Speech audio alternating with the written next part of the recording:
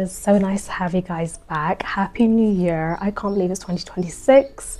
New blessings. 2026 is the year of the number one. So keep that in mind. Anything that you want to start this year is literally the year to start those things.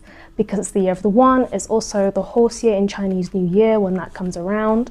So go ahead. It's a lot of charged energy, and bear in mind also whatever you put your mind to is what you're going to attract. Therefore, don't think negatively, okay? Most of us have this lack of self-trust in ourselves.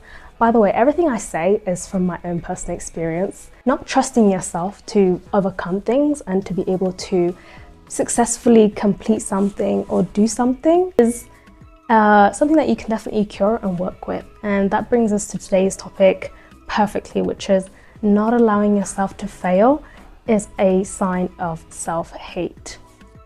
Not necessarily hating yourself to the degree that you're not wanting good things for yourself, but how I'm interpreting the self-hate is not fully letting yourself expand to the fullest amount. You have to understand fear, and the opposite of fear is love. And with love, it's everything that is expansive, that is basically God. You don't actually have to believe in God for you to get the purpose of my videos. I too was an atheist at one point, so I completely understand where most people are coming from.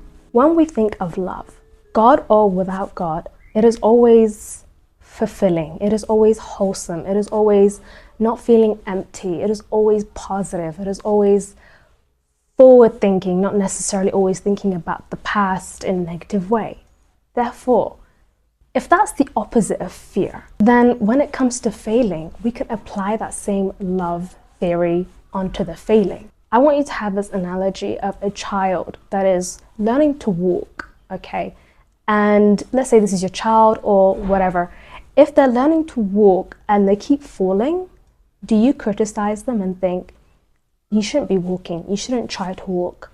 Or maybe they're taking their first spoon of food or whatever, they're painting. You don't look at that child and think, he's so bad at painting, you need to stop painting altogether, don't even try. No, we know that things take time and children need to keep falling for them to actually start walking properly. So when I was thinking about this myself actually last year, at the end of last year, I was like, oh, there's a few things that I would love to do, but it's just too late, or it's just a bit too, I know I'm going to fail. I have no expertise in that area, or I don't speak that language or whatever. But that is the same as the child. You're not letting yourself actually learn from the mistakes, because you're gonna need to fail before you succeed. You're going to stumble on that language. You're gonna stumble on that project. That is the only way you're going to actually learn. Ideally, getting comfortable with failing is the actual self-love journey that we all need to learn. It is not about the end goal.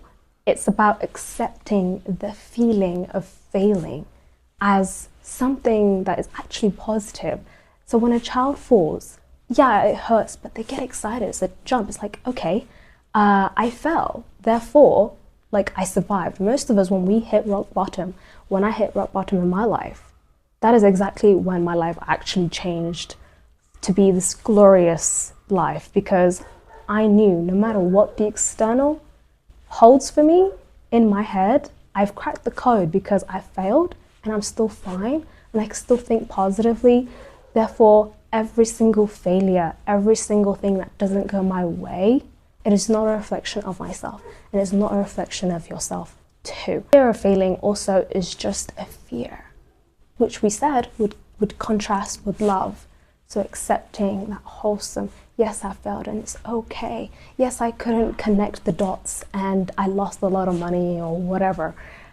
But it's okay, because now I'm experiencing life. So changing your perspective, even in psychology, this is very psychological. Changing your perspective is literally what changes people's lives, okay? Yes, you might hit a lot of plateaus when you fail. You'll keep failing, but that mindset only keeps going up. And eventually, as easy it is for me to say all these things, we all have had experiences in our childhood. Although I want you to kind of limit your, looking back on your childhood to determine your future. Just examine your state of being right now. Like, where did this fear of failing start? Was it maybe when, it could be many things, but to have an idea of when it started usually helps you heal the trauma that might have happened in that time. Like I said, I don't want you to focus too much on the past. However, it is good to know. Now that we are aware that self-love needs you to be okay with failing, and you should be loving yourself enough to allow yourself to fail, what are some tips and tricks that you can start with today? For example, I recently went out by myself, and that is one of my fears because I don't want to fail at making friendships.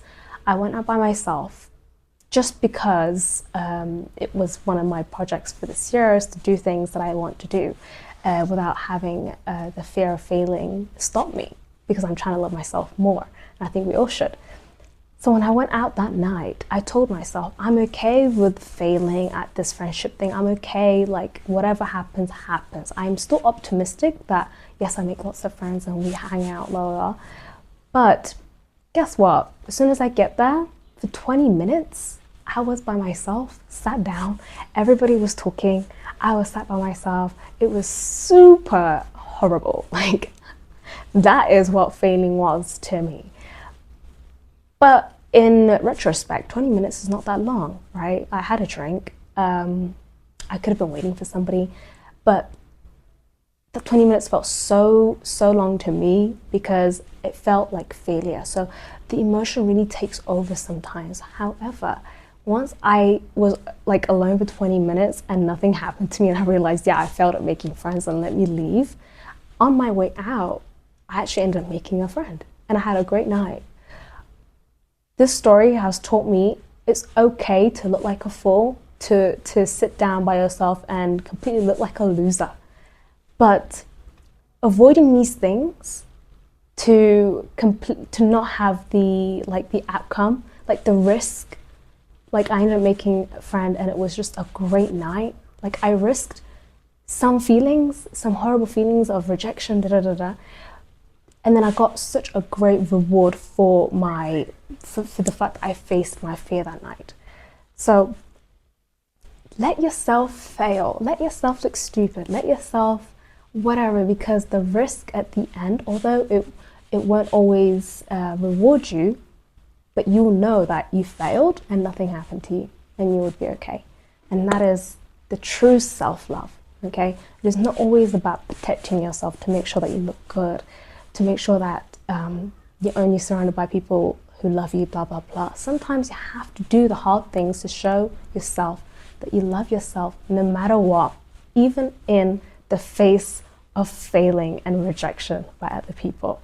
I have so much more videos like this. If you have any questions, leave them in the comment section below. Anything that you are looking forward to doing this year, and how could you counteract the failing feeling? How can you see in a more positive light?